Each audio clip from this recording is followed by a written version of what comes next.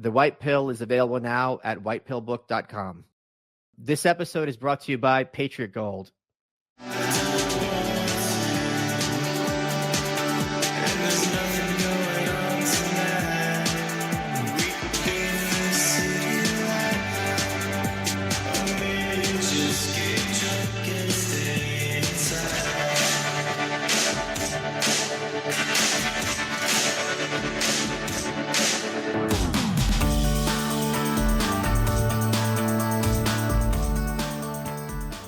Good afternoon, Michael Malice here. Let that be your welcome for the next hour.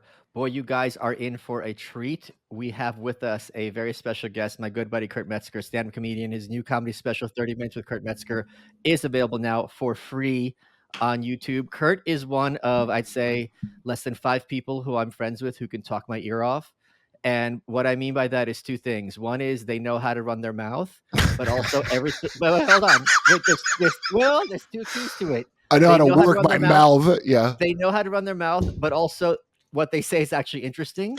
So it's very common that someone will be like, just talk. And I just want to put a bullet in my head. If you come to Austin, yeah, you call me up, we get dinner, we hang out, and I just sit there and I shut up, which is very rare for me. And I just sit there and listen to you, and it is so fun because you go down these rabbit holes. By the way, I also want to give you a major compliment, which is 2 of my buddies. You were headlining at Rogan's Comedy Mothership. I took them to see the show. They were on the floor, not just due to their epilepsy, because you were so talented and so funny. It was such a joy. And in fact, one of your jokes, can I say one of your jokes on the air and ruin it? You have one joke that I thought about for weeks, because when something really hits, I try to reverse engineer, why is this so funny? Or something's really dumb, I'm like, why do I hate this so much? Like, why do I hate who's that Canadian talk show host who was like a female Jimmy Kimmel? What's her name? Oh, Samantha Bee, because she stinks. I've spent a lot of time thinking, like, why do I hate her so much? Like, I hate her so much more than the one from Girls and all these other. That one's nice. What's her name is actually pretty nice, and she ended up getting like lupus or some shit. She has something where she had Lena Dunham. Yeah. So okay, but you would think I would have them in the same level in my head, but like Lena Dunham, I think has some talent, and I could say nice things about to some extent. And Samantha Bee, I'm like, I would definitely shove her in traffic. Why is a Canadian even running their yap about anything American political? I don't understand. I'm against that immigration of Canadians to like become pundits. That's half of CNN. That's Samantha Bee. You know, John Oliver he's British. It's another one. Even Gavin, who I'm friendly with, who I like, Gavin McGinnis, he's from Canada. Yeah. Isn't that crazy? The undue influence of Canadians. It's very much so. But so the joke you had, where I think I figured out today why I find it so funny, is I've seen you do it a couple of times. You go, so I've been waking up with back pain, so I guess we're going to be talking about that for the next 10 minutes. Oh, yeah, right. And I realize why it's so funny to me, because whenever someone says that, your immediate reaction is like, oh, God, here we go. And you're playing on that joke. But why I like it so much is that's a meta joke, because the illusion, I used to co-authoring books of celebrities, right? It's in the first person. You're reading it. The illusion is the celebrity wrote the book. Fantasia Barrino wrote a book about how she overcame illiteracy. That's some Hooked on Phonics. You go from I can't read to I'm writing books. Right. When you're watching stand-up, you're thinking this guy's just riffing off the top of his head. That's the illusion, right? Like this wasn't a careful. Oh, hopefully. Right. But when you have a line like that, it drops the mask, and it's like, okay, he has this routine all set up. He knows what the next 10 minutes are. This isn't off the top of his head. Yeah, so right. I think that's why it hits so hard. The whole thing's a trick so I can do my trans issues jokes. So I did it by accident, like, because I used stupid back jokes, and I was like, it's just so funny to me to just abruptly whiplash, like, okay, trans issues now. Like, wow, I thought I didn't want to talk about your back, but I really don't want to talk about this. It's so like, who would want this?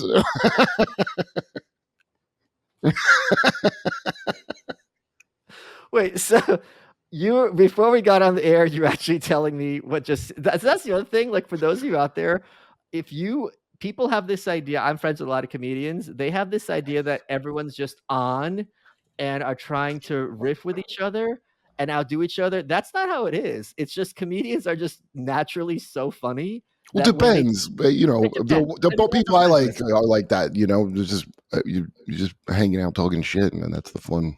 But that's the ones I'm friends with where it's just Yeah, like they just are just naturally like I said to Roseanne, she's pathologically funny.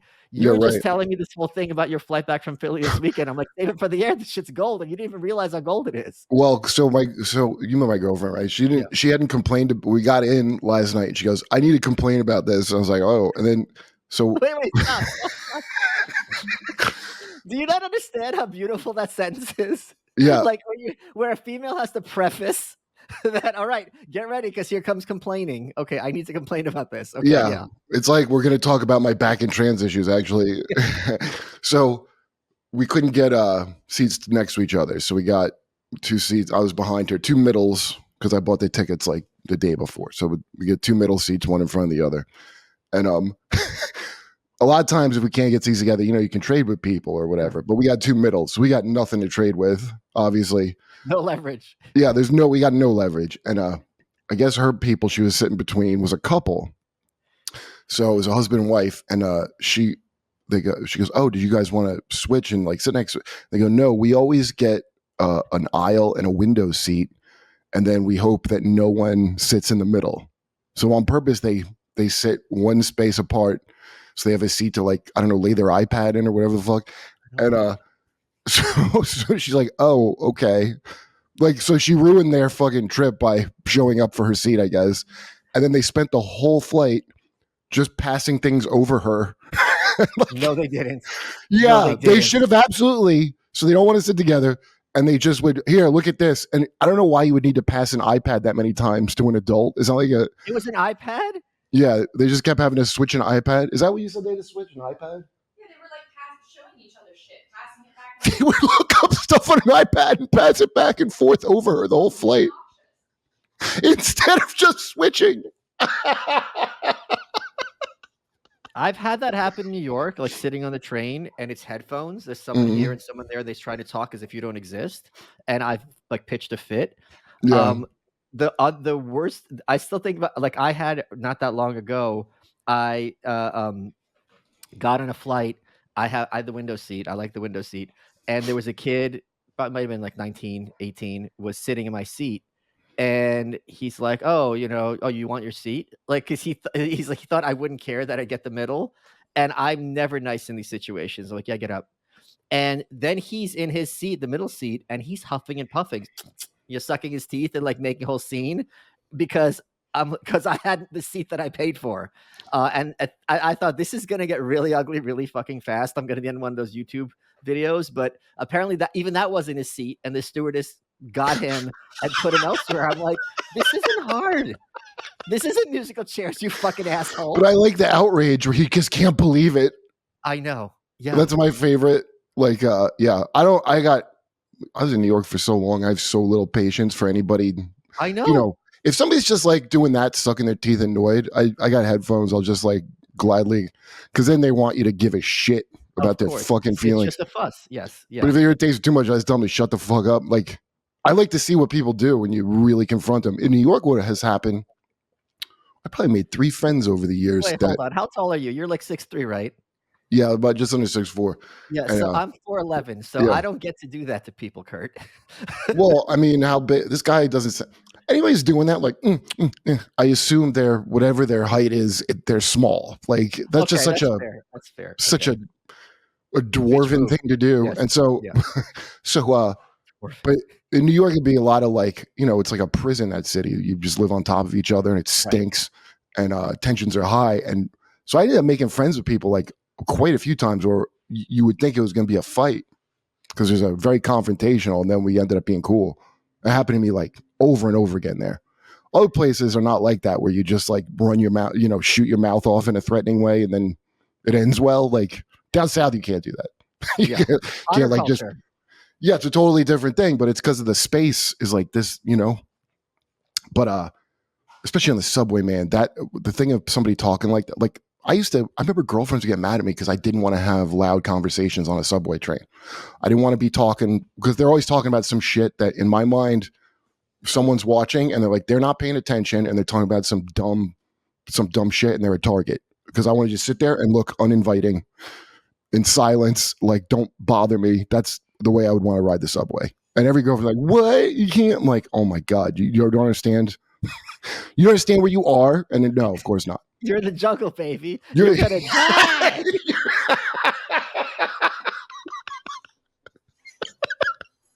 Do you know that some kids, I forget, look this up. You guys can look this up. Some kids in some high school like broke into their principal's office and played Welcome to the Jungle over like the loudspeakers, like the school Really? PA. And one teacher heard this, like, you're in the jungle, you're gonna die, and she like lost her mind and called the cops and thought like Bin Laden's about to blow up the building. Wait, so how old was that teacher? When was this? This must have been like early 90s.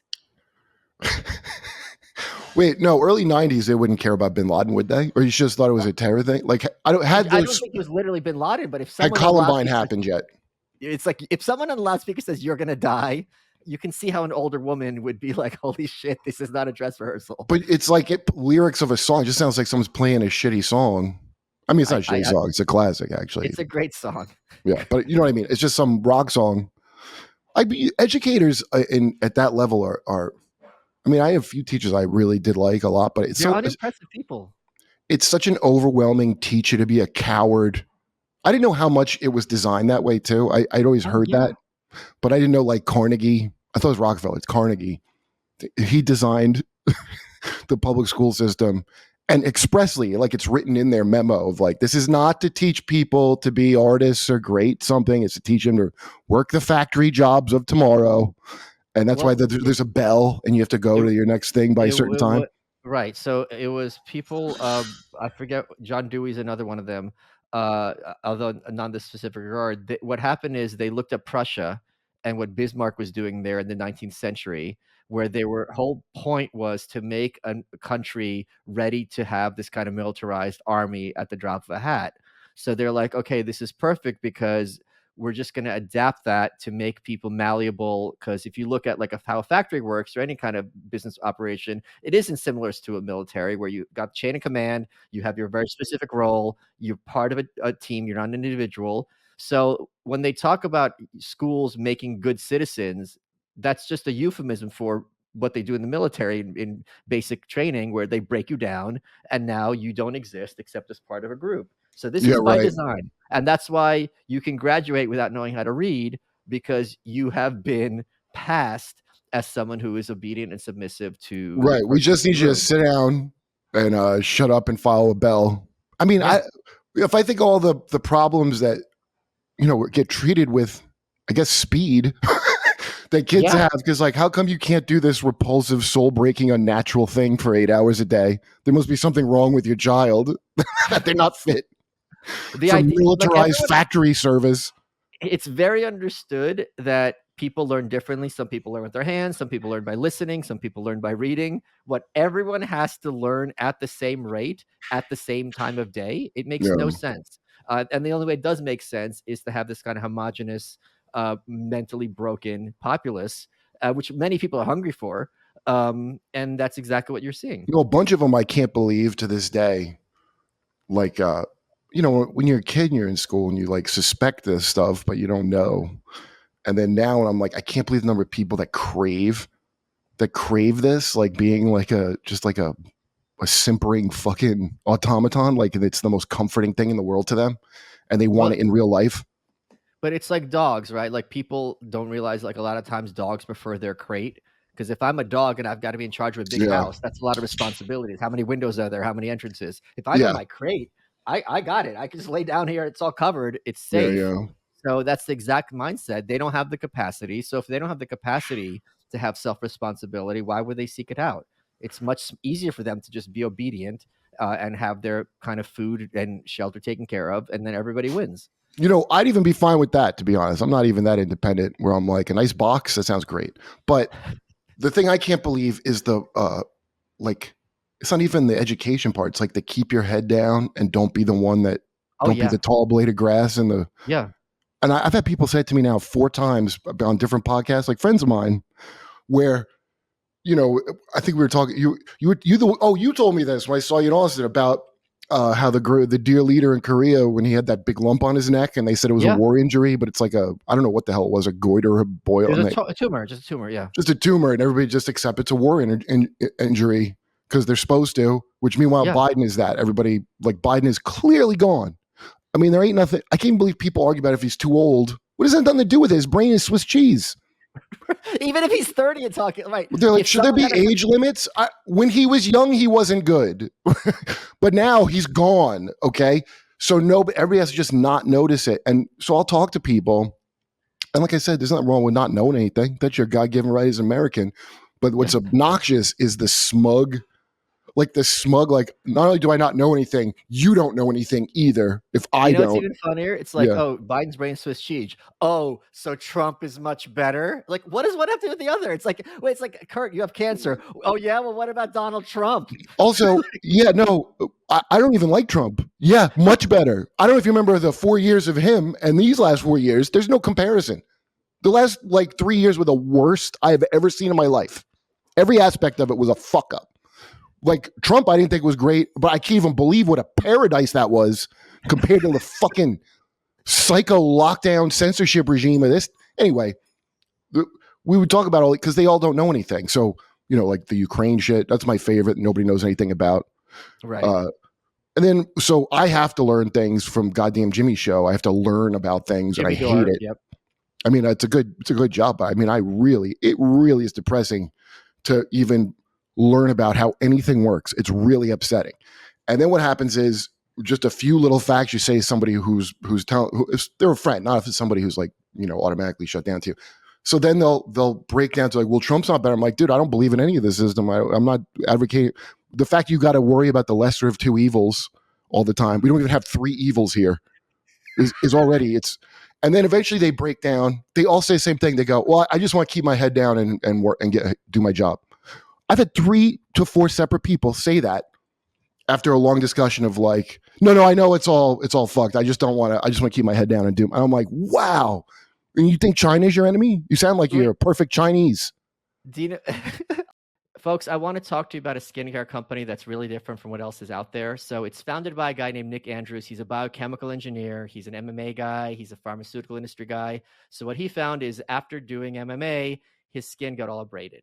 He tested over-the-counter stuff. He tested prescription stuff. Most wasn't working. And the few that were working had side effects. So he used his biochemical engineering knowledge, his appetite for research, and developed his own products. And now we have Entera Skincare. I want to talk to you about the few of the products that they have that you're not going to find elsewhere. So they have the Fulton Hair Regrowth Serum, which is a topically applied serum made from a proprietary blend of active peptides that works to reverse hair loss and improve the overall health of your scalp. Guys, this is a big deal. Women as well. So one bottle lasts 2-3 months and there's no side effects. They've got a Platinum Restore Serum, which accelerates rejuvenation, restores your skin's youthful radiance. It's like Botox in a bottle, helps skin appear more lifted and less swollen, and removes laugh, smile, and forehead lines clearly.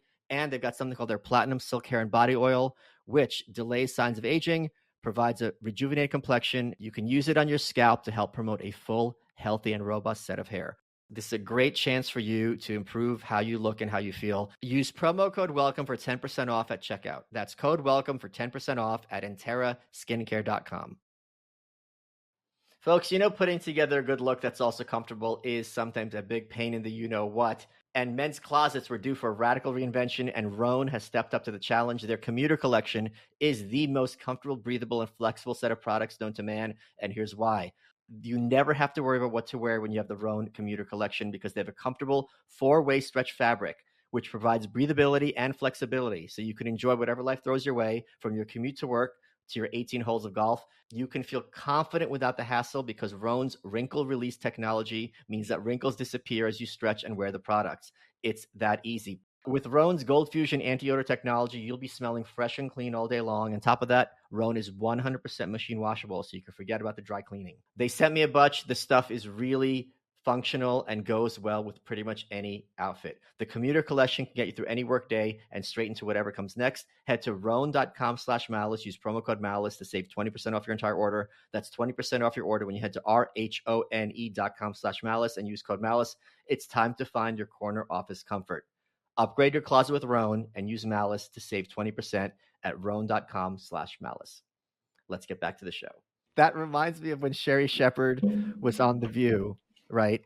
And I always she's liked her, like, by the way. I used to see her at various things, and she was always pretty cool when I talked to her. I'm sure she's cool, but she was saying how, look, I don't know if the Earth is flat, and Barbara Walters is like, wait, what? You know if the Earth is flat? She goes, what I know is I need to provide food for my kids and Yeah. a roof and blah blah blah. And Barbara's like, you could do both. And then the next day she came back. She goes, "Oh, I was just using hyperbole. Of course, I know the Earth's round." And it's like, no, I you do agree not. with her first sentiment. I don't know about how does it affect me on. That's why I love flat earthers. I told you, because it's the biggest conspiracy that would change nothing about my life on any level. Like, you know how many people have to be in on that? And if the truth ever came out, nothing would be different at all in any real way. Like, everything Sherry said is right. Like, I don't know. If someone wants to argue about it with me, I don't know the measurements and formulas to counteract anything they're saying. Yeah, that's why I like it. You have access to them very easily. I know, but I wouldn't even understand where to start. I would talk about something about the angle of light from whoever did that measurement, and then they would come back with their own made up thing, and then I'm done. You could see the curvature of Earth from planes.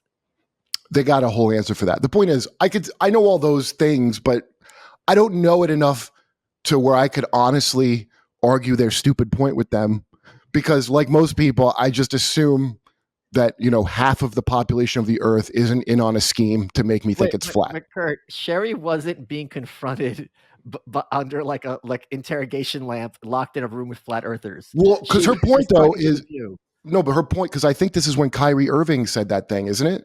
Kyrie Irving, the basketball player, tweeted something about the Earth being flat, and everybody was mad at him. Because I remember this, because when I was dating Annie, her brother he's a sportscaster, was mad. He goes, that's dangerous. And I was like, that's the least dangerous thing I've ever heard of happening in all of human history, that a basketball player tweeted the wrong shape of the Earth. What would be the danger of that? Does he design our rocket ships? NASA consults with Kyrie Irving before that. Like, wait, what shape is the Earth? Ask that basketball player. Here's the other thing. Even if he was, I don't think the shape of the Earth would matter if you're designing rocket ships. They're just going up. Oh, that's a great point. I wouldn't even thought of that. But the thing, like, Sherry Shepherd's doing a classic black thing that I agree with, which is like, I don't know about all that. I know I got to eat. I know I got to, Chris Rock made, he said Eazy-E was like prime ignorance isn't a special about, because he goes, I don't care about South Africa. South Africa doesn't do anything for the hood. And Chris Rock jokes about how like sweet ignorant that was. And I'm like, I don't think it is. I think it's a fair point.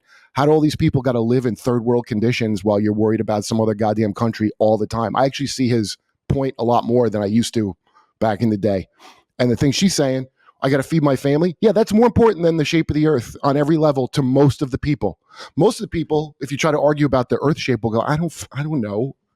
Most people, if you bring up Ukraine, they do I don't know. I don't think most people would say, I don't know.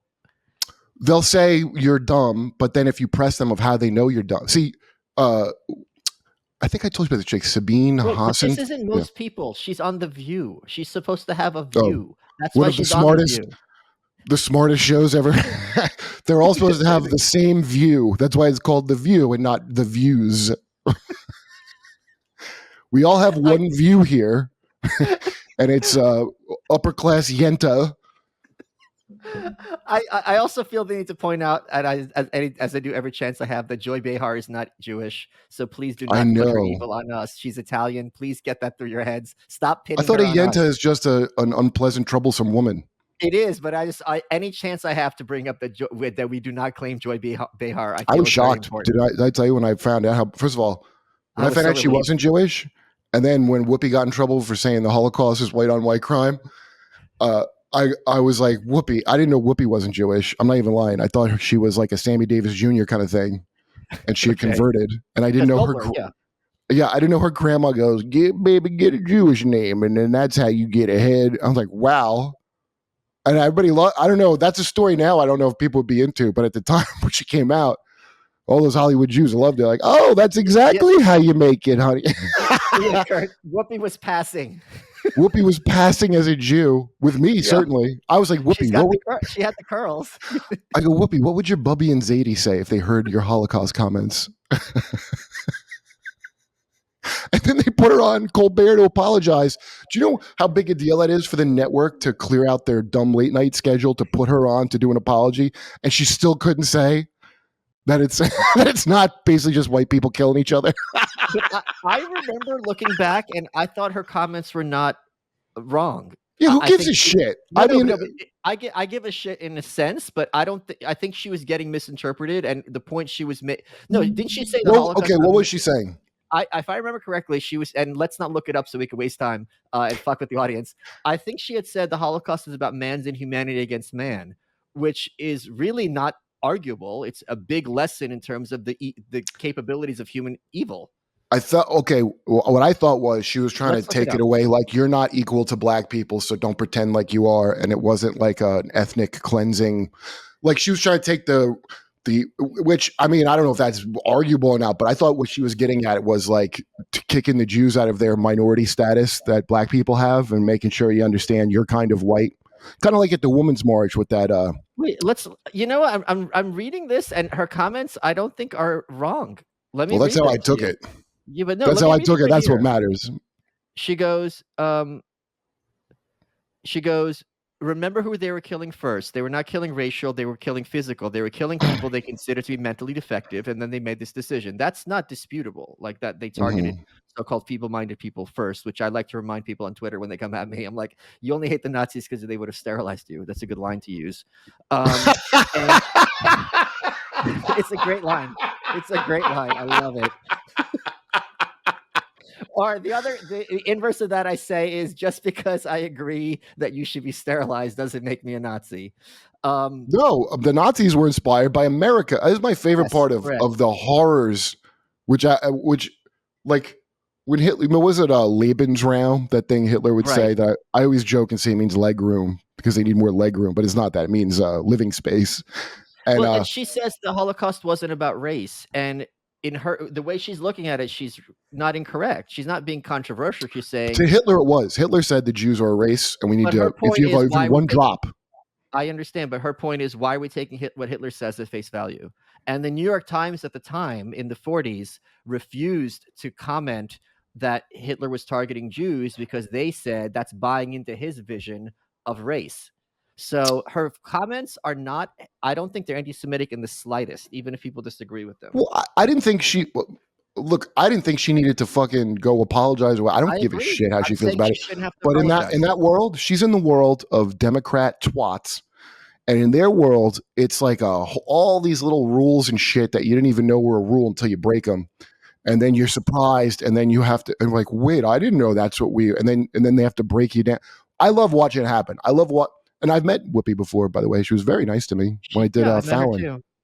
And Fallon was very nice. I didn't know he ruined so many employees' dream job of working for Fallon. The male Ellen, yeah. If you dream job, the other male Ellen. Oh, what if we took Ellen's toothless daytime garbage and made it late night where they play patty cake? For people who don't know what Kurt's referring to, there was recently a series of articles how all these people who work for Jimmy Fallon's show had crying rooms, and it was a complete traumatic environment. They didn't even get their own crying room, Michael. They had to use the guest dressing room as a crying room. Oh, is that right? You know, when I worked on the IFC Awards, last kind of guild job. I don't know if there's even a guild job, but that kind of job I had was when what's the girl from Community, Aubrey Plaza, when she hosted it. That's the last that kind of job. And Neil Casey, the showrunner, is like, dude, I gotta show you this. And they had a dedicated crying room, which I should have used. What, for when people lose? Where if you're upset and you just need a good cry, you can go in this one room that's for crying. Oh my God. Okay. Yeah, he was showing me, and he was showing me you believe this shit? And I've heard of this shit for 10 years. I'm like, yeah, no, I know. It's a standard thing. This is where you work, and this is this is what it's come to. Yes. Yeah. So they would have to use dude, the Fallon job. I never did when he took over Tonight Show. I did his one he had before that. I did a couple times, and Jeselnik was a writer for that, and Jeselnik quit because he and Fallon was like, "You're really funny," but Fallon wouldn't do any of his jokes. Right. These all Jeselnik jokes. Fallon ain't gonna do them. And Jeselnik's like, I can't work at his place where I can't get any of my jokes on, and I'm gonna have to start writing games and. And I'm sure his stuff was gold. I'm sure it was the best stuff that he Yes. got from the entire room. Yeah, Yes. and I don't blame. Just like he's right. I'm like, so he quit. He didn't complain that his dream job was ruined because it wasn't his dream job. It was just a lot of money. But I didn't. Right. Now, I mean, there's literally people Wait, hold that, on. Do those shows pay well? Like writing for Ellen, writing for Jimmy Fallon? Oh, I didn't know yeah, that. Okay. Okay. yeah. Any network fucking TV job is a great paycheck. Okay. I never wrote for a late night network show, but when I was getting stuff on like cable at a certain point, it was like pretty fucking good pay. I thought, man, it way better if you start at network. Oh wow. Okay. Yeah. Yeah, you get like I forget what it at the time, it's like a while ago too, so it's probably worth more. But I was getting like 4,000 a week at one point for like Oh cable wow. shit. That's Yeah. no joke. Well, then you got to pay tags and you got to pay your Sure, but people still. that set up the deal, but not bad. Yeah, for doing something you like. Yeah, and they're good at. Yeah, and it's just that on cable you're getting they don't run as long as the network shows where Right. you're getting these checks for the seasons are longer. Like the cable seasons are like really half seasons for a lot of shit. But anyway, all that was peanuts. I wish I had known back then how much you should just go make a podcast and just stick with that and not bother. But when I started, you worked for Viacom or whatever network you're trying to get picked up by them. It was like it was more of a, I guess it's more related to the way our school systems are set up. It's just I'm very gratified. I was just telling I'm gonna have Lewis on the show because he has a half-hour comedy special dropping as well as him, you, Dave Smith. I'm gonna have you guys on, and I just think it's such a great time now. I was just talking about this last week's show with your buddy Cenk Uygur. He was on, and we had a great conversation. I've never met About- him.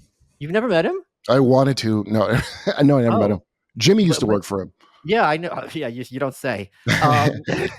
And how it's just so much easier now to do an end run around these kind of big monoliths, especially as a comedian. Like if you have a voice and a mic, you can really break out. Cenk was saying this? Because his book, he's like, I'm not going to get on CNN, MSNBC. All these big media outlets are going to. But he's got some kind of investor. He's got investors that he's got to please. That's why he still toes the line on all this bullshit. He gets. Yeah. Be that as it may, his new book dropped. So he was talking about how he's not expecting to go on MSNBC, even though he's a lefty, but it's still he's not disappointed like when the book's out and no one's taking his calls, but he knows he could just do a bunch of podcasts and get his message out that way. Whereas 15 years ago, he's not wrong. He's not wrong at all. That's exactly what you should do, because those networks are so past the point of, I mean, who trusts them except like really old people and like, I don't know, like really dumb college educated like white girls that work at those networks, and I don't know who else is into them. And they don't move books like that 2 minutes on Fox. Not a lot of readers are into it. Well, it's not that. It's like if I'm on Fox for 2 minutes, as opposed to I'm sitting down with some show for an hour, you're much more invested in the person, interested in hearing what they have to say if you get to know them for an hour, as opposed to like a little hit, and then your brain's already onto the commercial and then onto the next segment. You're checked out already. Yeah, right. That's it. Yeah. It's weird how I think maybe Bill Maher said it, but it's like attention spans are either like 30 seconds or 8 hours or 5 hours of podcasts. Those are the two attention spans. Yeah. But it's true. Guys, I love fastgrowingtrees.com, period. They've got thousands of plants, thousands of shrubs, trees. They're curated for your unique climate and needs. Meyer lemons, evergreens, shade trees, everything in between. You don't got to wait in lines. You don't got to lug around the heavy plants. With fastgrowingtrees.com, you order online, and the plants come to your door in just a few days. I ordered one. They sent it. It's great. Easy. No green thumb, no problem. Their experts are just a Zoom, chat, or phone call away. Always available, eager to help. They can walk you through your entire garden to help solve problems you're having with plants and trees. Plus, Fast Growing Trees plant experts have specialized degrees and training to help troubleshoot from root to leaf. I love them. They sent me a cool tree. It grows. Everyone wins. Join almost 2 million Fast Growing Trees customers. Go to fastgrowingtrees.com/welcome. You get 15% off your order. Here's the other thing. They have a 30-day Alive and Thrive guarantee, so you know that everything will look great fresh out of the box. So all you people are like, oh, I don't know how to grow. I kill all the plants I have. Well, that's because you're not picking the right ones, and they can help you. You get 15% off at fastgrowingtrees.com/welcome. And they've got a lot of cool stuff that you're not going to find at your local big box store.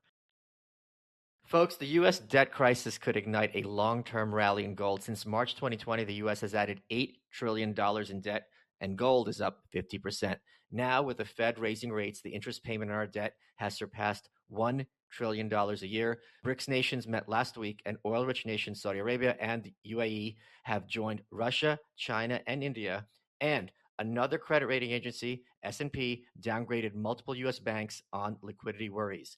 51% of Americans can't pay their credit card bills, which just surpassed $1 trillion for the first time ever. If this is Bidenomics, increased spending and regulation, it's only going to get worse.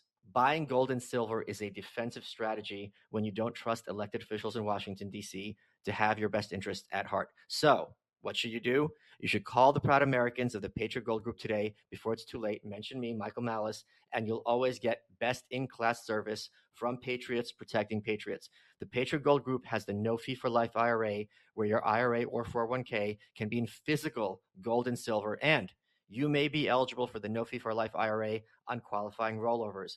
All you have to do is call 888-505-9845 to get a free investor guide, or even easier, go to malicegold.com. Patriot Gold Group is Consumer Affairs' top-rated gold IRA dealer 7 years in a row. So call 888-505-9845 or go to malicegold.com. Protect your assets against inflation today. Let's get back to the show.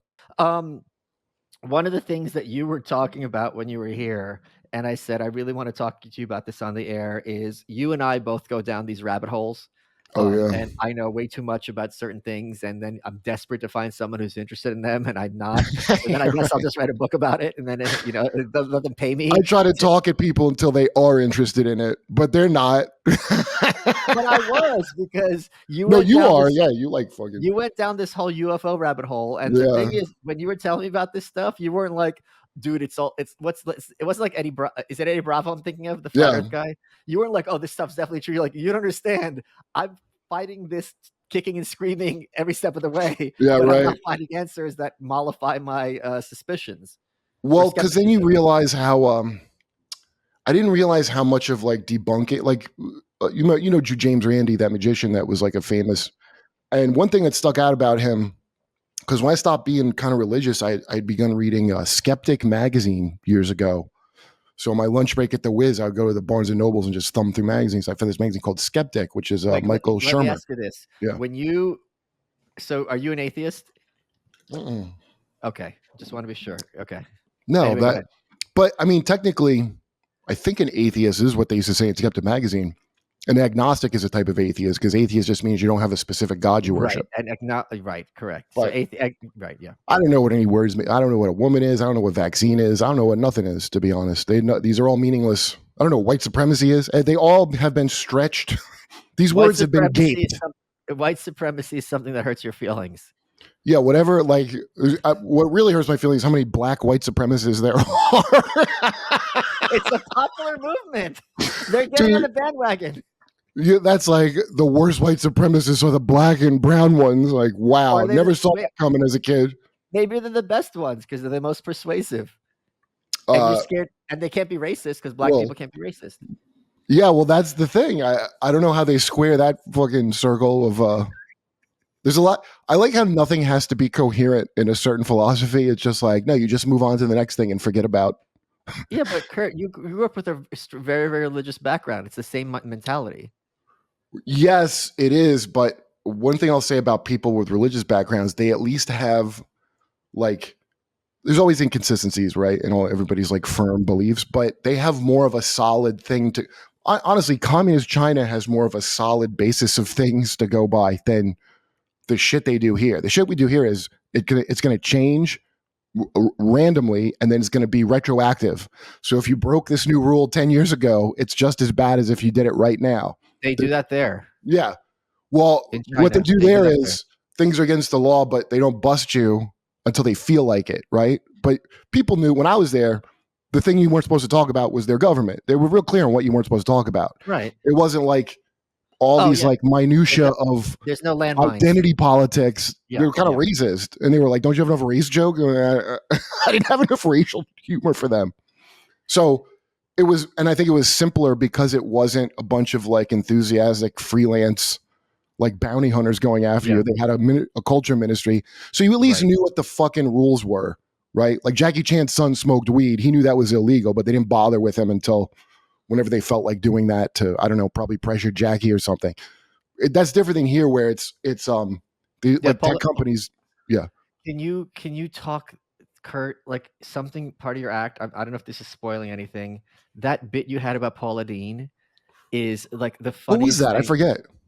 You to forget your bit about Paula Deen? I don't remember doing it there, but I remember what I felt about it when she got caught and they were like, she You said had you had this I whole think I bit told about it to you. okay, Yeah. because you had this. I thought it was on stage because you had this whole thing about Paula Deen is this old Southern white lady. Oh, okay. No, it was on stage, but I know what you're talking about. So Paula Deen. I've been called a Paula Deen apologist by someone to try to get me at one point because I said this, but I believe what I said. So Paula Deen, it came out, it got leaked from a lawsuit that they asked her on the stand if she's ever used the N-word. Paula fucking Butter Deen, have you ever used the N-word? And she goes, once in 1985 because I worked at a bank that got robbed. And it's not clear to me if she called the guy that or she told the police to identify him. She said the N-word.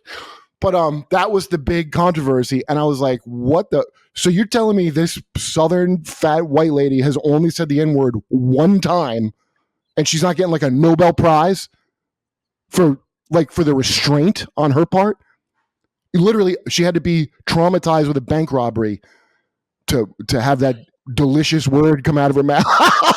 The most buttery word there is. It's like, I never say it because it's too decadent for me.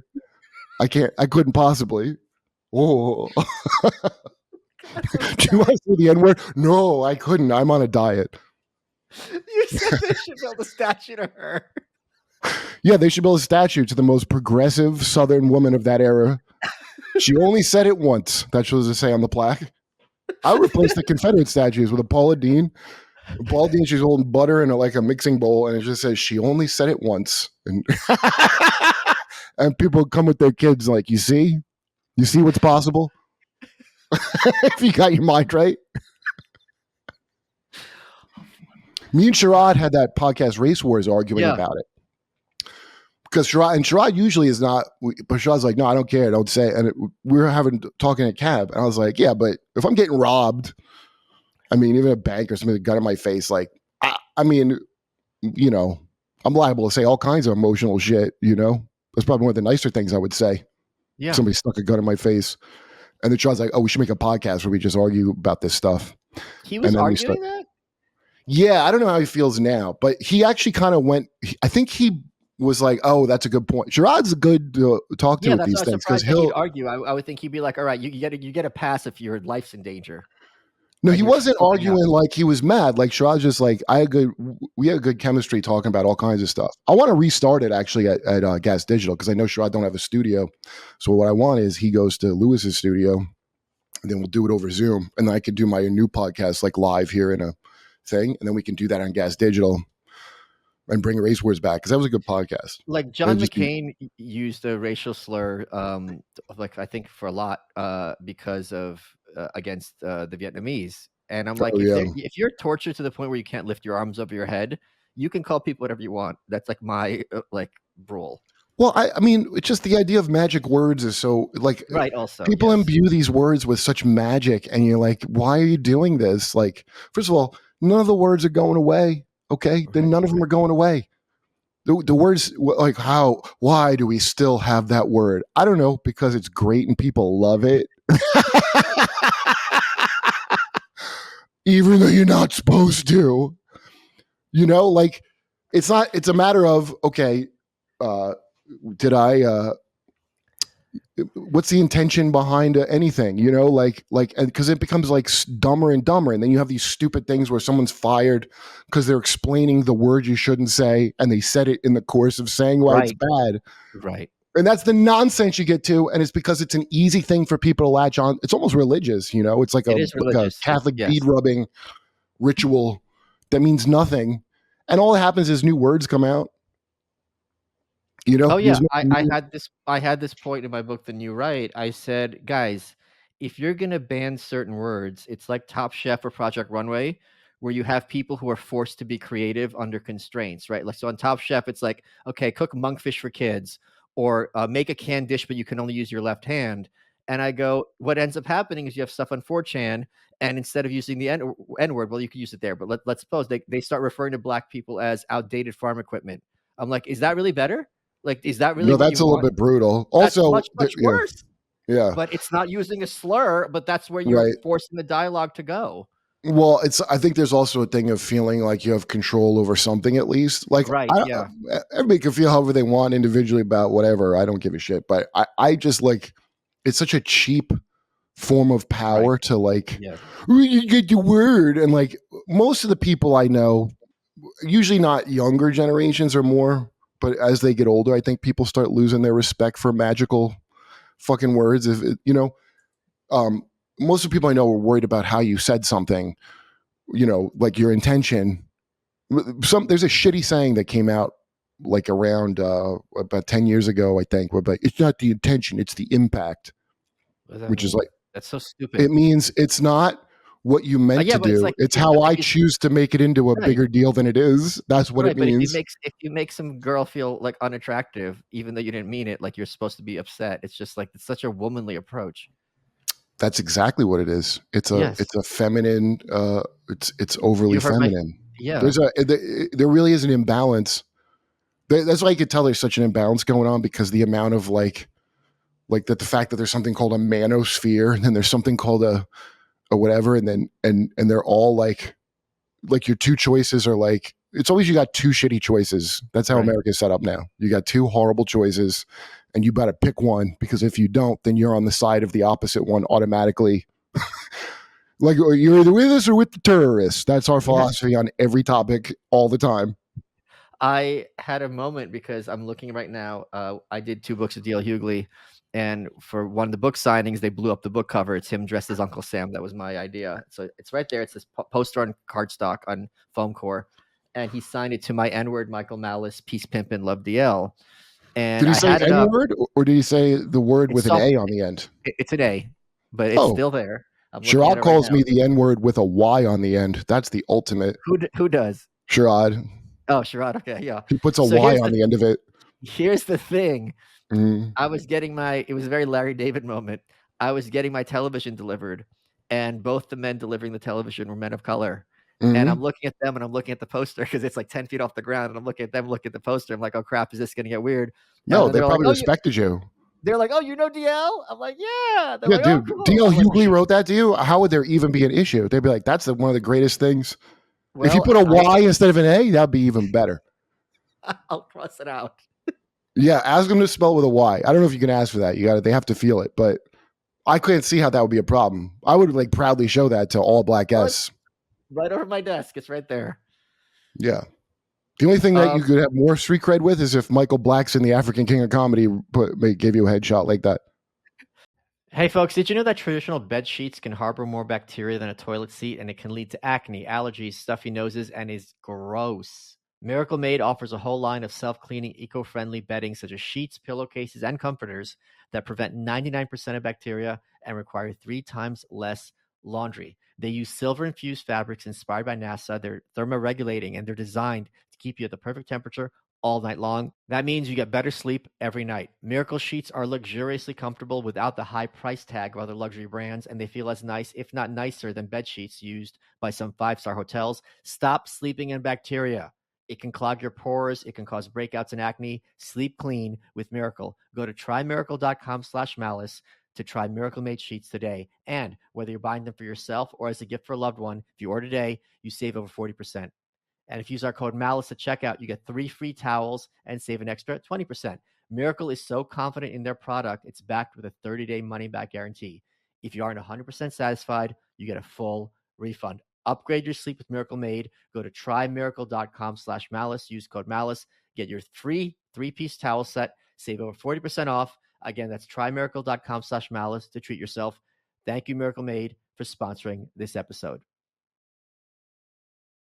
Hey folks, Michael Malice here. You might know me as a Twitter troll, terrible author, insufferable podcaster, but I'm also an underwear model, and the underwear that I model and wear every day is Sheath underwear. If you go to sheathunderwear.com, use promo code MALICE, you get 20% off and you can be inside my pants.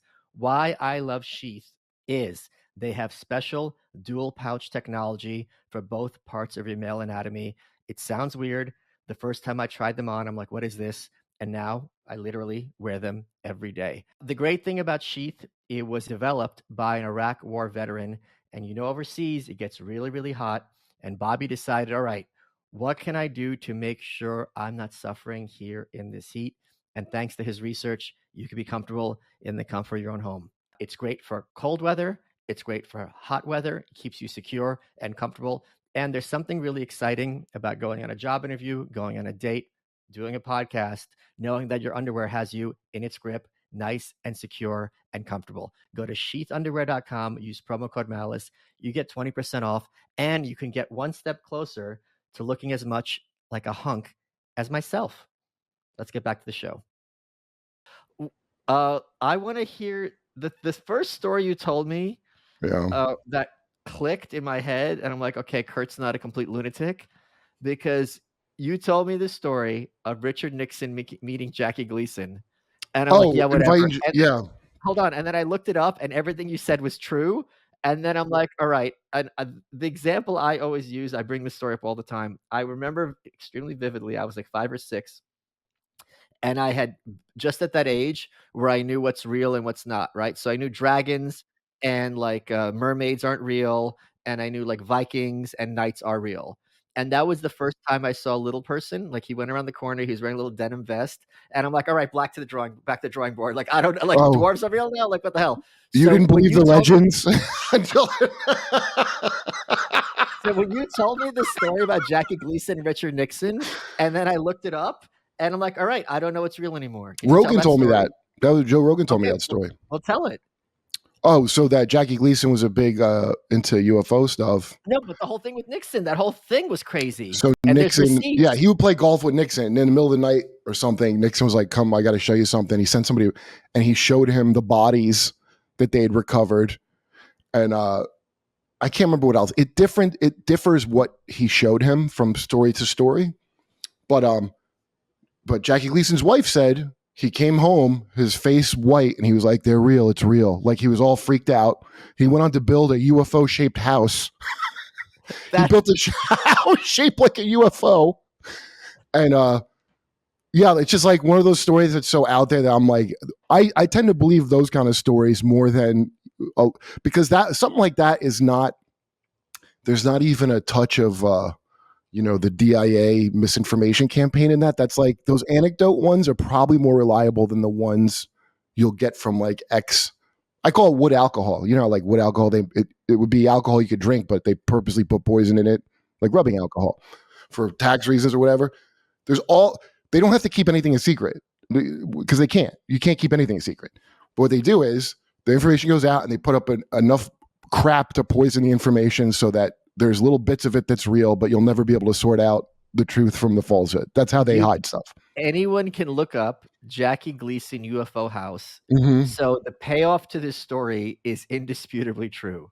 Yeah. So then if the story you're saying or Rogan said to you is not true, we're still left with the question of why Jackie Gleason, beloved comedy legend, star of The Honeymooners, decided at an advanced age for no reason to build a house shaped like a flying saucer. Because he was going to the moon. Yeah, I love that beloved. I always love that The Honeymooners, like any minute he was going to pop her one. That was the joke. Yeah. I'm going to punch my wife in her face so hard. She'll think she's on the America loved it because we understood it. They found out aliens are real. His wife. When he sent you the moon after that, it was different. The punchline was that the aliens are real. Oh my God. Yeah. I mean, look, I don't know what people think. Like, nobody was talking about flying saucers and shit or calling them that until after. Now, there's sightings that go back. You'd be surprised how far 50s, they go back. And I don't mean 50s or 40s. But before that, I don't mean ancient alien horseshit. I mean like 1800s. Oh. There's one interesting one. I don't remember where I found it. I went on a whole fucking search, but one guy, some general encountered the tall whites, which I had never heard of the tall whites until Charles Hall. What the tall whites are? Well, they're tall and white, like really white. Like, and they're the ones that America works with the most, supposedly, that help us with our secret space program. And they could almost pass for human if they put on makeup and get dressed up enough. They would just look like a really odd, tall human. They're not the Greys at all. They got they look like supposedly like you ever seen this movie Splice, where the girl's eyes are kind of far apart? Maybe they're that basketball player with a lot of makeup. Who? Maybe he knows something. The one with the rocket, whatever his name was. Oh, yeah, it sounds like that. What the usually Charles Hall, if you want to hear an interesting thing about it, he's this Wisconsin guy that worked at Dreamland, and he worked on weather balloons. And he nothing he did was top secret. The reason he says he's allowed to just talk about anything is they told him nothing you're doing here is top secret, but he wasn't allowed to write anything down or like have evidence of anything, but he could say whatever. And he ended up, and there were rumors about where he was, this shack, like a lot of people didn't want to work there. Like there was some like base myth about a radioactive horse that floated around. Okay. And it was this guy called Range 4 Harry, who was a tall white. And the reason he looked like a floating radioactive horse is he'll get into what it was, but it's very interesting to hear him talk, because I had never heard anybody talk about this way ever. I always heard about those stupid gray ones I'm sick of hearing about. And there was none of I just try to listen for something I haven't heard before in a alien story. And so he said these odd things that I'm like, he could have made them up. I mean, if you're a guy with a nuclear physics degree and you work in a shack on weather balloons all day in the middle of nowhere, I bet you get real creative. That's fully possible. But the way he describes it is really eerie. There's a lot of little details that I'm like, oh, that's weird. And even if for nothing other than story purposes, it's worth it to hear it. But one of the big things is he was like, yeah, they're not here to like save the whales or anything. Like he said the school teacher one that he would talk to would tell him that humans are unusual because like this guy was on a farm growing up, and they think that's interesting that we would be that near to any animal that could just straight up kill us, like a horse. And they said that in most of the galaxy, when a species reaches like intelligence, they end up killing off all the other wildlife, or just like not interacting with them at all. That's the usual thing intelligent species do on a planet. And I've never heard anybody say anything like that before. Yeah. Usually people say some kind of Captain Planet shit, Right. There's a lot of stuff like that where I'm like, oh, that's interesting. I haven't heard that one before. And so I like to hear all these stories just to hear, like, if they're made up, I just want to hear something new I haven't heard before. And a lot of times, like if I think they're made up, I still take something from it. Kind of like the Bible. There's a lot of stuff from the Bible that was of a great value to me, even though I don't believe in it as the inerrant word of God in any way. Like there's other, just like reading mainstream news, you can pick up more from reading between the lines, even if they're full of shit, Well, what's the state now in terms of like the UFO subculture? Isn't there a view that like the different species or races or whatever you want to call it, they're like having some kind of Cold War and we're in the middle of it? Well, that's here's what I think is probably the most likely is the Earth is like Guam or something, like we're some stop off. Okay. In the middle. And I mean, the reason I got into that tall white story is because it was making me laugh when he would describe how tall whites look at humans. Like we're as strong as gorillas compared to them in their heads. And we heal super fast compared to them. They take forever to heal. Okay. And they're terrified of us. Like if you touch one, they would kill you. If you got too close to one of their kids, they would kill you. And the way he was talking about these taller, whiter creatures looking at us, like sounded real familiar. Like, I was like, oh, I see. So you're telling me there's even whiter creatures at the top of the pyramid. And that's why I went into a hole, is because I wanted to find all this hilarious racial shit, right? Like the racial politics of it. And it really does sound like, as above, so below, so to speak. Like, I'll bet you it's some, I can only make bets on it because I don't know, but it sounds like it's the same bullshit at every level of existence is what it sounds like to me. But what is their current view? Like you were talking about the stuff with those autopsies and how some of it, although it looked absurdly fake in retrospect, there were things that were pointing to truths to him. Okay, so the alien autopsy thing came out. I don't think that's real at all. I think the guy that made that said it was a reenactment of the real one, some bullshit. But I have found randomly, because what is you have to sift through a whole bunch of bullshit Right. to find interesting little nuggets here and there. And then what happens is you'll notice little things that coincide with other things. And then the weird part is the stuff that I would have initially dismissed as the most ridiculous will be like eerily maybe the most accurate, and the more Right. believable stuff turns out is bullshit. Is how it comes off to me. So that's what's interesting about it. And the from what I understand now, like those gray ones, most of them they think are fiber printed, like almost like avatars or like automatons. Like they're not robots, but they kind of are. Almost like in Blade Runner, they made biological kind of machine. Or like if you're playing a video game, but in real life, like you created Yeah, avatars yourself. that's what it sounded very much like to me. A lot of it, and you can. Oh, also there's the. Oh, you know what? Let me see if I can send it to you, dude. I don't know if you want to play it. Hold on. This is one that I believe. Now, this may sound like the least believable one, but it's so funny to me. And it's who's that girl, Lily Singh? Yeah.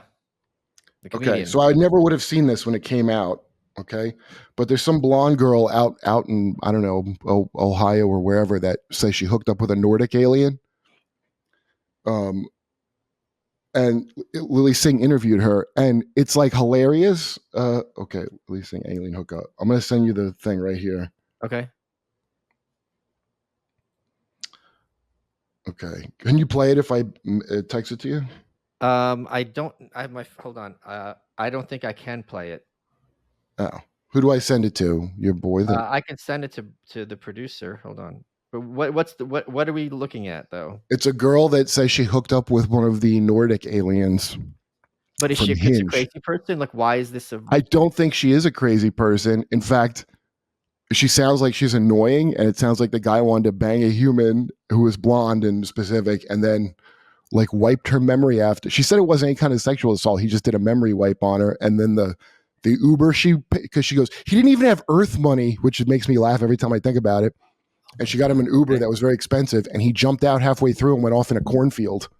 And I mean, how is this? Why does this guy have to be an alien? Maybe he's just an asshole.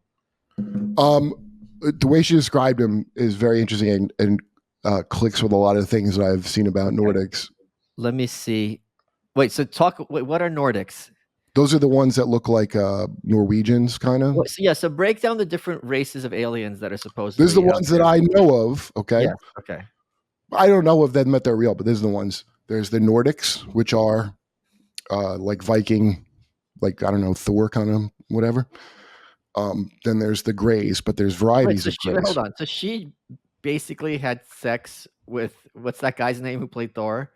And then he would. No, he wasn't that smooth. She said it was like really weird. Fine. And also, but the point is, and then he would pay for her Uber. Like this. What no, about? He had no money. He had no money. Yeah, but this just sounds like she just hooked up with some kind of homeless stud. So at the time when she did this, there was all these UFO sightings around the area specifically that she saw the next day on the, it's like when you see it on the news, or like in Vegas, they said people saw lights and stuff. Sure. So right after she saw that thing, but you have to hear her tell the story, because it's really funny. Like, and I'll bet you this stupid story. What I would say is this dumb story. Oh yeah, this story I would lean more towards being true than some of the ones that sound more true. Does that make sense? Like, okay, yeah, because it's so ridiculous. Because the little touches of it are so funny. Like, if you were an alien trying to get Earth scush, you'd probably do exactly what this guy did and like wipe her memory so she can't. But how did he didn't wipe it if she remembers it? The memory wipe stuff doesn't work like completely. It's not a complete thing. But you gotta watch the thing. It is 7 minutes. We'll include the link in the. Yeah, watch the link, because this one I find the fun. But this is from having been down a rabbit hole of looking at all this shit for like, I don't know, probably like a year now. I went down. I'm actually just now got bored of getting into it. Now. Let's break it down. There's the Vikings. There's the tall whites. The tall whites are not the same. The tall whites are tall. And I'm going through the list of all the races. Yeah. The Vikings, tall whites, the Greys, which are like automatons. There's tall Greys. Oh, okay. who are the old one, ancient tall grays. Then there's Ebens that are little, who are like How do you spell that? EBEN. Now Okay. that's an Air Force designation, Okay. biological and extraterrestrial biological entity. Entity. Okay. There's a new term they have for them now that I'm blanking out on. It's like sword or some shit. Saber. Saber is the new designation, and astrobiological entity, something race. That's like the new one.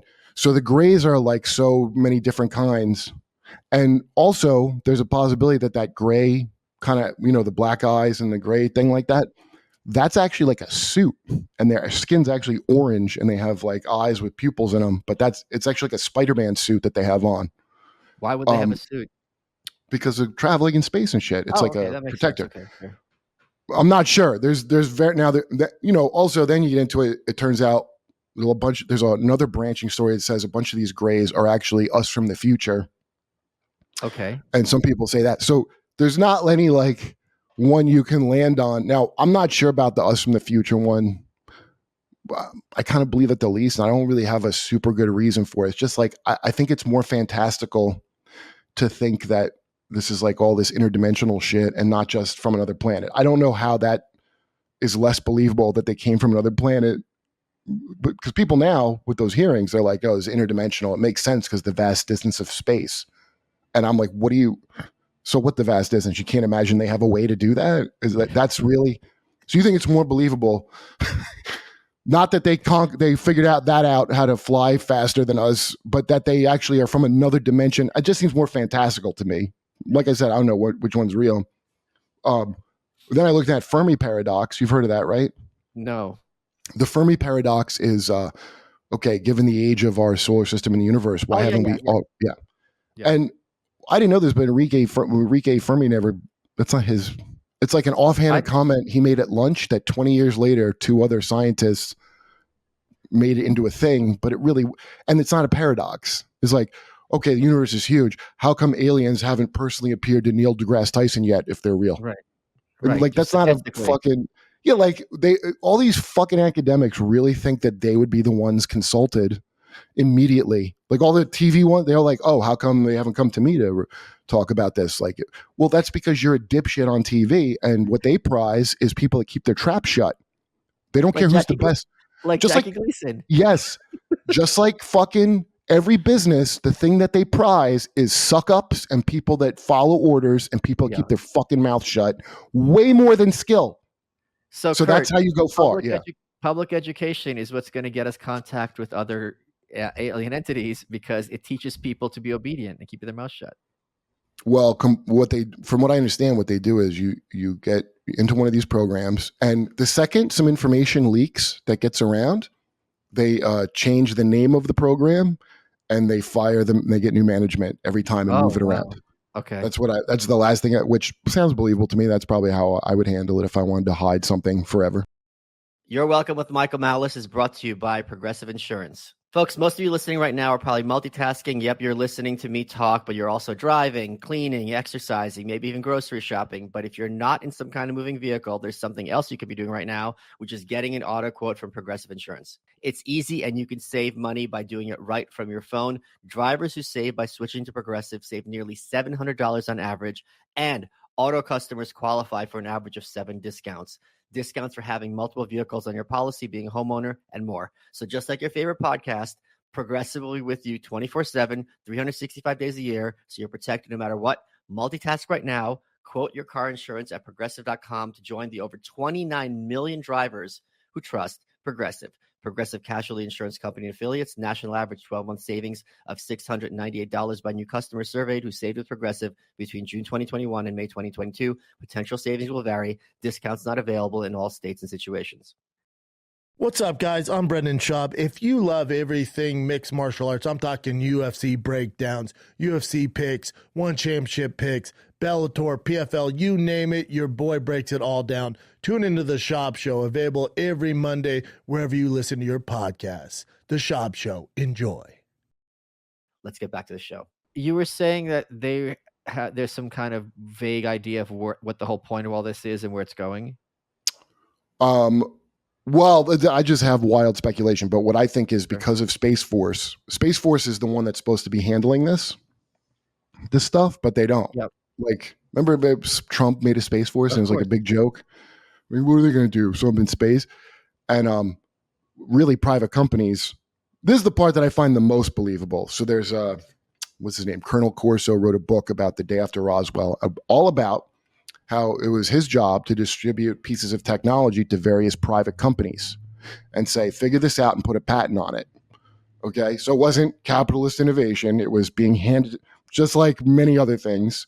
And then because we love our private industry and whatever. And I really, almost that Men in Black thing they showed were like, where do you think the fax machine came from? Which I used to scoff at. But now, after the last 10 years, I fully could believe that none of these private companies innovated jack shit and they had it handed to them and pretended like they did. That sounds very believable to me now at this point. Velcro is one of those things, believe it or not, is what they what they said. Velcro, of all things. But now it's, and then that way it's completely out of the hands of the government. So that's why you can't, the government doesn't even know about half the shit You that can't they FOIA have. it. Yeah, and I mean, the military-industrial complex is clearly in charge. It's clearly not the civilian government. I don't know who honestly would believe that these dopes have any power, but they don't. They have like pro wrestling. Somebody's the Vince McMahon of this, and I'm guessing it's these military companies. So now all these people that genuinely didn't know, who are in like the CIA and in the Pentagon, there's probably definitely people that know. But most of them don't, like heads and stuff. They decide if they want to let you in. So, for example, Bill Clinton famously, he wanted to know all about that shit. And they were like, stop asking about it. Like, we don't like you. So George H.W. Bush told him to fuck off, supposedly. And that's like how it works. Like, if we know you'll play ball, then you'll be brought in. But being president is like, I can't remember how on the scale of top secret knowledge, so top secret's like the chump level of things. That's like something a guy who runs a Discord could leak documents. He's like a contractor and he's top secret's like whatever. It's just a legal thing. But then there's like 30 something levels above top secret. And the president ain't the top of that. The president's like 8 below the top because the president's only there for 8 years at most. So obviously, and by the way, that's what a deep state is. The people that get to know shit more than the president. Yeah.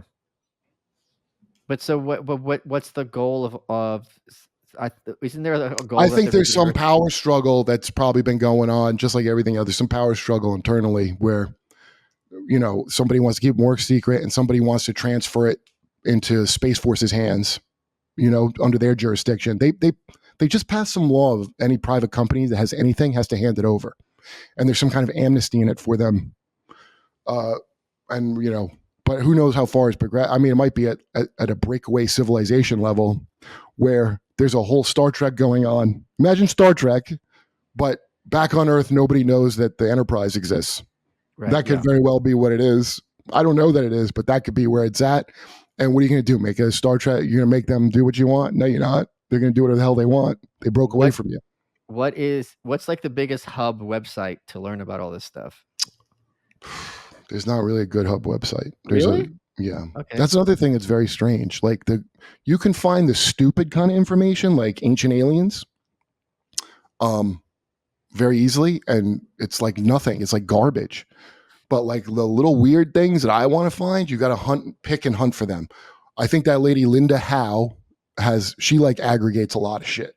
Okay. So some of it's more believable than others, but you can find stuff from hers pretty well.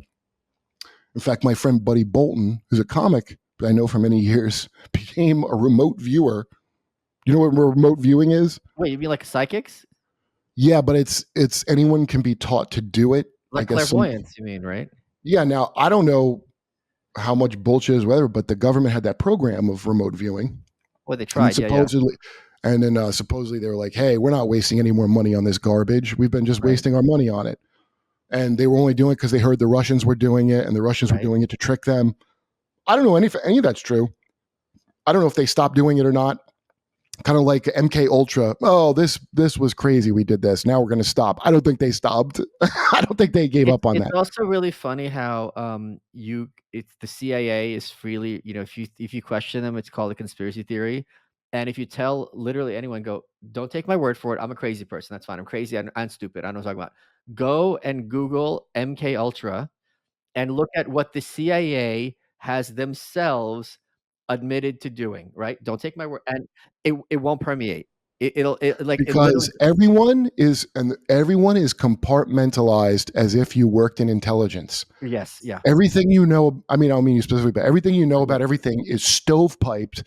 So you go, yeah, the CIA did all this crazy shit, but now it's probably fine. You're like, why would it be? It's like Jeffrey Dahmer. Yeah, he ate some people, but now he doesn't do that. What?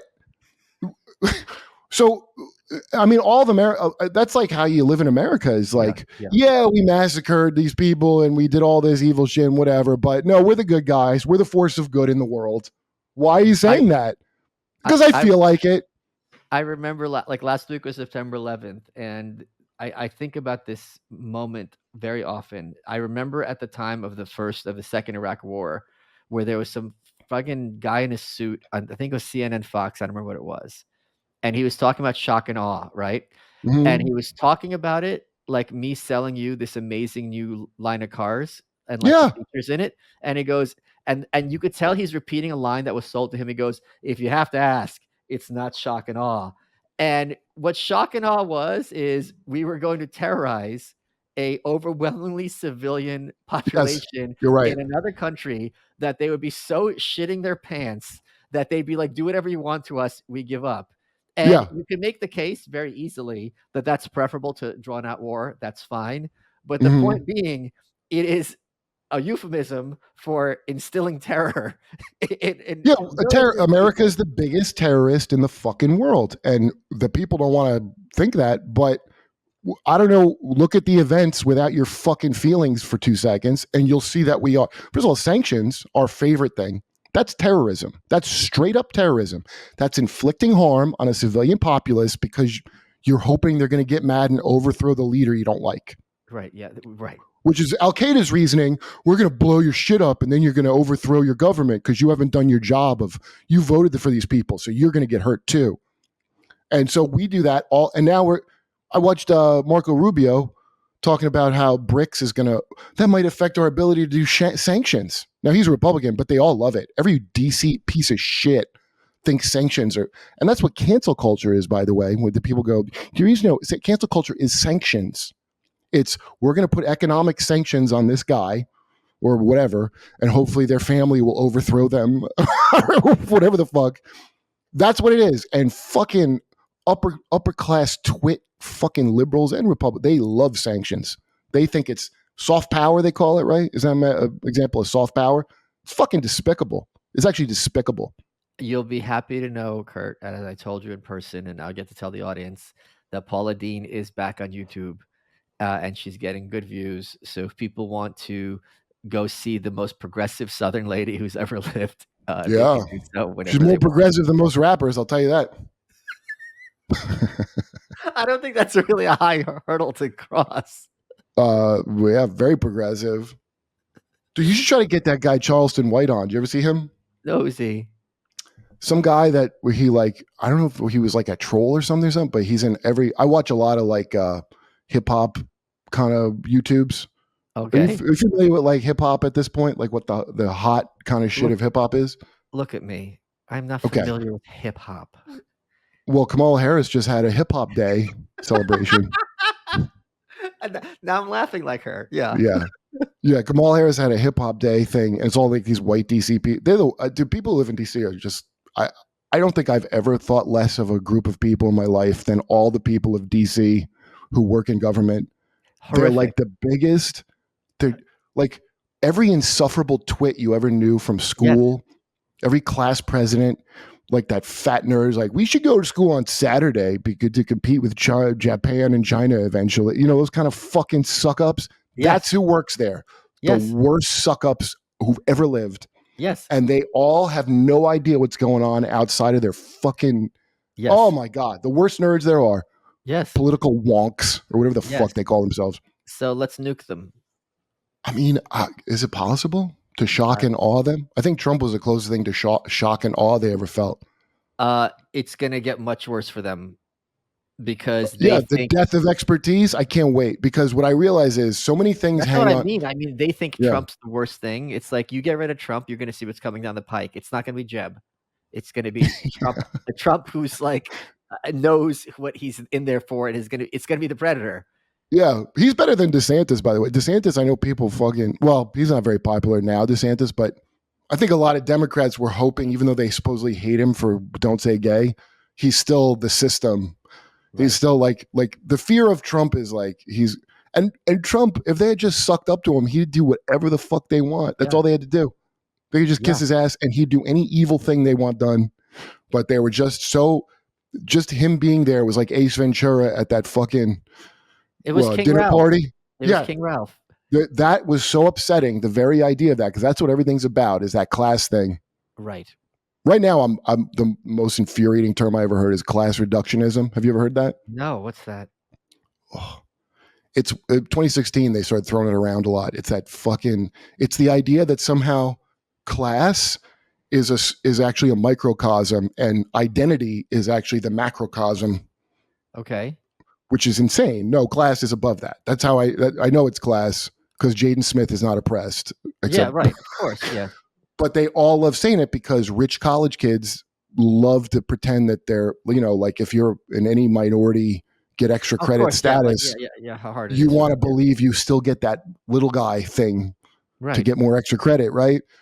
But class is above all. There's nothing, Jimmy had Cornel West on. They got in a big fight about this because Cornel West keeps blathering about white supremacy. And now I'd never believed that Cornel West was going to do jack shit. Okay. Jimmy had hopes that as a third party, he could like hold the Democrats hostage until they do shit that we want. But Cornel West ain't going to do that. Like he's ultimately an academic punk. Yeah. He likes being on panel shows. He's calling Anderson Cooper brother Cooper, whatever the fuck. And Anderson Cooper, meanwhile, they're calling him Cornel West a Russian asset. Right. While he's sucking up to them. So and all he's going to a Vanderbilt. Like, I mean, talk about class. Good Lord. That guy's blood is so blue. It's the color of the sky. No, in person, he looks like a short white. He's like, his skin's paper white with white hair. I saw him by the cellar last time I was in New York with his kid on his shoulders. And to be fair to him, the guy had a great body for having had 3 kids.